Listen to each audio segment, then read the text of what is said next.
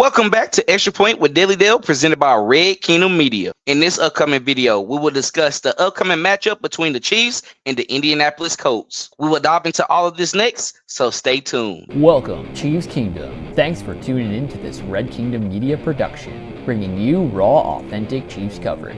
Make sure to like and subscribe to stay up to date on your team. Now sit back and enjoy the show. The Kansas City Chiefs are back at home this week to take on the Indianapolis Colts. After a tough loss to Denver last week, the Chiefs need this win desperately to stay in playoff contention. Here's what we should expect in this AFC clash. Patrick Mahomes and the offense will need to get back to playing at a high level. Although they will be facing a Lou Anarumo defense, there will be opportunities they can put points on the board. Having Josh Simmons back shored back up the left side of the offensive line. However, opposite, Jawan Taylor must go back to not committing penalties. The Chiefs offense could move down the field. However, Taylor's penalties places them behind the sticks and always hold up the drive. Going up against the Colts defense that always plays Patrick Mahomes well in the offense, well, they will need to limit the mistakes and penalties to avoid another loss to the Colts. They can keep a balanced offense on Sunday if they run the ball. Even though Isaiah Pacheco will be out once again this week, they will have to allow Hunt and Smith the opportunities to get it going. Reed and Mahomes love to run a lot of RPO, but if they can lean more into putting Mahomes behind the center more often,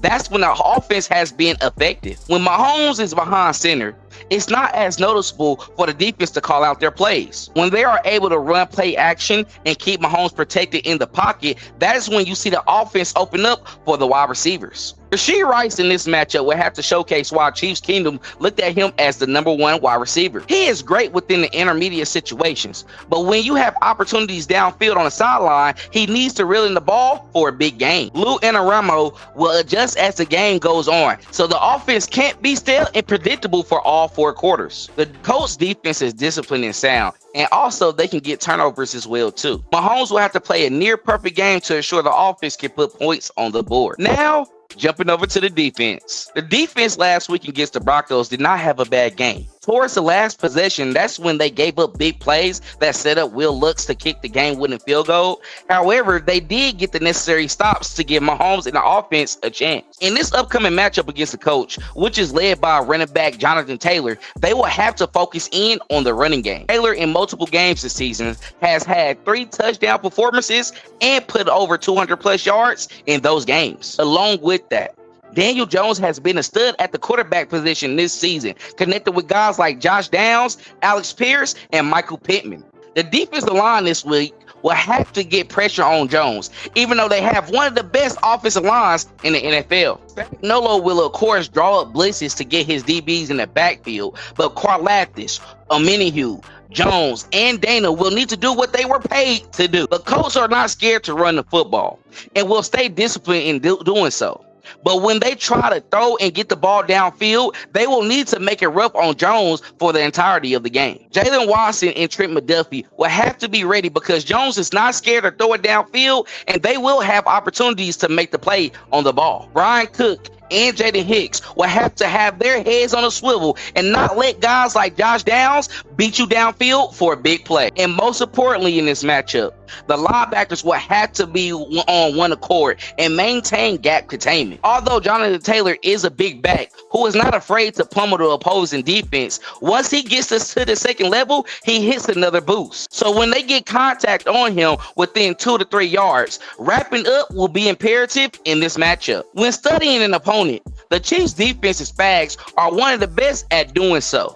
They can't get cocky early on, and they will have to maintain dominance once it's established. When that happens, and the offense can capitalize off the opportunities, that's when Spagnuolo will start letting loose and bring excitement to Arrowhead that early afternoon. Here is my prediction for this upcoming matchup against the Indianapolis Colts. The Chiefs will defeat the Colts 28-24 to move on to 6-5 on the season. Patrick Mahomes will have a clean game, throwing the ball for more than 270 yards and 3 total touchdowns. Rashee Rice will stand out on the offensive side of the ball, receiving 110 yards and scoring 2 touchdowns in this matchup. Trent McDuffie will be the standout on the defensive side of the ball, getting back into his defensive blitz bag, sacking Jones 2 times and getting the clutch PBU, causing an interception. Thank you for watching another video follow Extra Point with Daily Dale presented by Red Kingdom Media. Make sure to like and subscribe to our YouTube channel and also follow us on all social media platforms at Red Kingdom Media. Please like, comment, and share this video so other Chiefs fans like yourself can enjoy our content as well. Talk to you on the next video. And as always, go Chiefs! Thanks for checking out this update straight from the heart of Chiefs Kingdom. We appreciate your passion, so please leave a like and follow us wherever you tune in from. See you next tailgate, your trusted source for all things Chiefs, Red Kingdom Media.